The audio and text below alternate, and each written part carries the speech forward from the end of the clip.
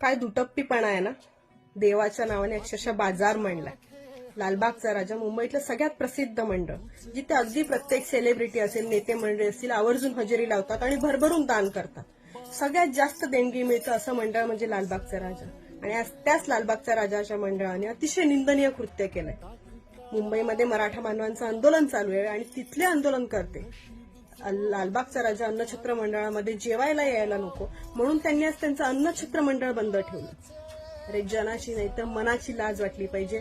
अन्नदान हे सर्वात श्रेष्ठ दान आहे आणि जो पोशिंदा उभा वर्षभर तुम्हाला पोचतो, तुमचं कडधान्य, तुमचं भाजीपाला सगळं तुमच्यापर्यंत पोहोचवतो, तो आज स्वतःच्या न्याय हक्कासाठी लढायला मुंबईत 4 दिवस आला आणि तुम्ही असं कृत्य करता.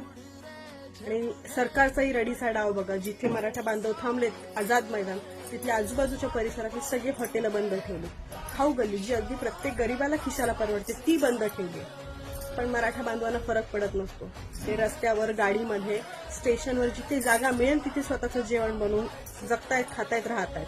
आणि जोपर्यंत त्यांना यश मिळत नाही तोपर्यंत ते मुंबई सोडणार नाही. एक मराठा, लाख मराठा.